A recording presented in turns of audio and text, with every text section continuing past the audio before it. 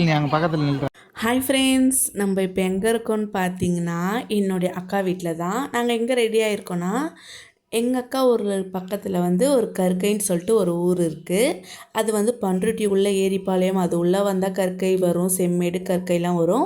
அந்த ஊரில் தான் வந்து திருவிழா. இந்த திருவிழா வந்து ரொம்ப ரொம்ப ஃபேமஸாக நடக்கும். ஐனாரப்பன் கோவில் திருவிழா தான். 8 நாள் நடக்கும். அன்றைக்கி 8ஆம் நாள் திருவிழா தான். நைட்டில் தான் வந்து இந்த திருவிழா வந்து ரொம்ப ஃபேமஸ், நிறைய கூட்டம் வரும்னு சொல்லிட்டு நாங்கள் ஒரு 8 மணிக்கு மேலே தான் போயிருந்தோம். அதுவே எவ்வளோ கூட்டம் பாருங்களேன், பயங்கரமாக கூட்டம்.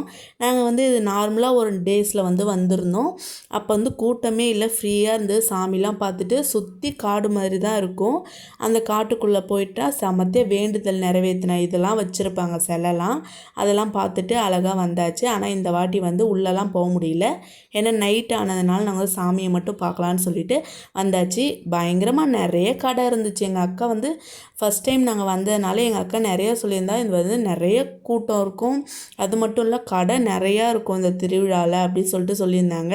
ஆனால் நாங்கள் இப்போ தானே ஃபஸ்ட் டைம் இந்த திருவிழாவுக்கு வந்தோம், எப்படி இருக்குன்னு சொல்லிட்டு பார்க்கலான்னு சொல்லிட்டு ஆர்வமாக தான் வந்திருந்தேன்.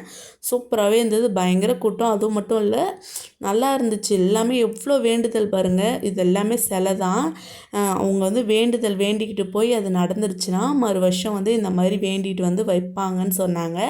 அந்த மாதிரி எவ்வளோ சிலை வச்சுருக்காங்க பாருங்கள். இப்போ சைடில் வந்து லைட்லாம் இருந்துச்சுல, அது எல்லாமே வந்து ஐனாரப்பன் சிலை தான். வீரனார் சொல்லுவாங்கள்ல, அவங்க சிலை தான். அப்புறம் வந்து சைட்லலாம் குதிரை பொம்மை, அப்புறம் வந்து கை கால்லாம் வலி இருந்துச்சுன்னா வேண்டியிருந்தாங்கன்னா அது மாதிரி கை கால் அந்த மாதிரிலாம் பொம்மை சிலை செஞ்சு வச்சுருந்தாங்க. மூலஸ்தானத்துக்கு போகிறதுக்கே எவ்வளோ கூட்டம் பாருங்கள். நாங்கள் க்யூவில் தான் நின்றோம். 8 மணிக்கு வந்ததுக்கே இவ்வளோ கூட்டம். இது வந்து 10 மணி 11 மணி விடிய நடக்கும், அப்படி கூட்டம் வந்துகிட்டே தான் இருக்கும்னு சொல்லியிருந்தாங்க. ஆனால் பயங்கர கூட்டம் தான் இருந்துச்சு. மூலஸ்தானத்துக்கு போகிறதுக்கே ஒரு 1/4 மணி நேரத்துக்கிட்ட ஆகிடுச்சு. அப்படியே வேடிக்கை பார்த்துட்டு எல்லாம் சாமியுமே பார்த்துக்கிட்டு சிலைலாம் அழகழகாக இருந்துச்சு. அதெல்லாம் பார்த்துட்டு ஸ்ட்ரைட்டாக மூலஸ்தானத்துக்கு போயாச்சு. இவங்க தாங்க மூலவர் ஐனாரப்பன்.